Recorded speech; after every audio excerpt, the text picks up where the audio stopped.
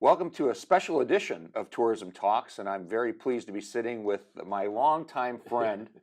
And I'm always tempted to call you Brian, but it's Mayor Snedecor. And Mayor just announced another run for office to continue the greatness in Hobart.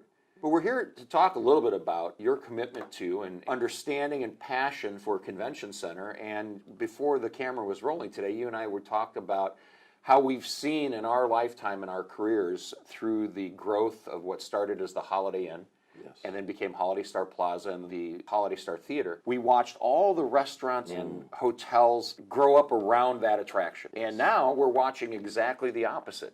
So why don't you take it away with your thoughts on why Hobart's pursuing one of the viable sites for this project? I think it's giving us an opportunity to say, okay, as a community, what can we do in working with our business community to continue to bring people to the region? You know, Route 30 and I-65 is a mecca of activity. And you brought up when the old Holiday Inn, and you and I have many years of service there, that was kind of the magnet that brought everything else to that immediate area. And now that it's gone, we have to find other ways of attracting tourism to that area. We have plenty of restaurants, we have plenty of hospitality, but what we need is that trigger to bring people from the outside. We can't depend totally upon the residents in that area or in the region. We have to bring that money in from outside the region. The one area that was recognized in Hobart, the Silverstone's property, the County Redevelopment Commission has already invested $7 million of infrastructure in that site. It offers an opportunity for some expansion. It's about 125 acres or so. They have said close to 200 that might be available for build out. But there's so many opportunities there. It sets right on Mississippi Street, just north of the Route 30 corridor. So it has accessibility by Route 30 and I-65. It has amazing opportunities for growth because we already have the infrastructure as far as tourism there. Now it's bring the magnet in that's going to cause those dollars from the outside to come in. And that helps all of us. It helps our residents. It helps our business community. And if they come in, what's the end result in investment in our community? And I believe that the study that was conducted was over $30 million of investment. 32.3 million of economic output in the first year, 461 jobs in the first year. That includes the union construction jobs it would take to build it. And, you know, you mentioned we need that demand generator. We have to have that thing that brings everybody here. But explain to me why you see the value in this public-private partnership, because the big box loses money. What's your response? There has to be private investment. I think we all recognize there has to be some private investment. But I think where you look at maybe public investment, it comes in a number of ways. It can come in incentives. It can come in some type of food and beverage where people coming into the region would be paying that, not necessarily on the backs of our taxpayers, because that's, I think, you and I's ultimate goal is to protect the existing taxpayers from concerns of, well, my property tax is going to go up. No, we don't want your property tax going up. We want the people that use it pay for it. Pay for it.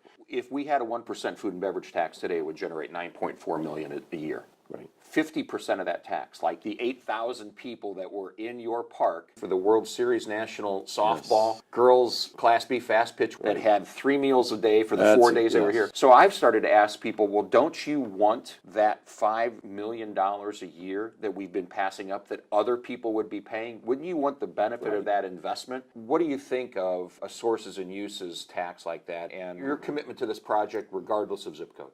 Yeah, I think that's exactly the way I feel, is that we have to look at this from a regional perception, because if any of the communities are able to secure this, I think it benefits the whole region.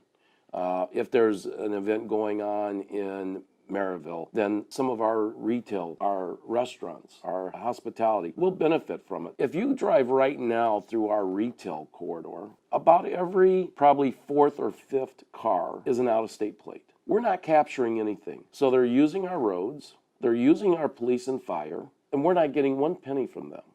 Now, if they're going to come here and shop and most of the time they do because of And the sales tax. enjoy a savings on Yes, their because sales of the tax. sales Yep. tax, then there should be some slight recoupment. And I think a food and beverage in a way that everybody can accept it is probably the best way to recapture that out-of-state use of our roads and our emergency services. Anytime you hear, well, no new tax, no new tax, I think both you and I understand what that concept is about, is we don't want a new tax going directly on the backs of our taxpayers. But a food and beverage is, if you've got the money to go out and go to dinner, and there's a slight impact of like $30, I think it was 30 cents. I don't think anybody can say that's not something that we could stomach if a large amount of that money is coming from out-of-state residents. If they see money is being resourceful and being invested in a wise manner, and it helps stabilize their property tax, then I think people would understand this in a much more comprehensive way. And I'm all about keeping tax rates down, keeping Hobart a community where people love living in it. They feel like that their tax dollars are being well spent, invested in a smart way. And at the end of the day, they don't mind paying the taxes that they pay, but they have to know that they're being used in a resourceful way, or else they will question it, and they should.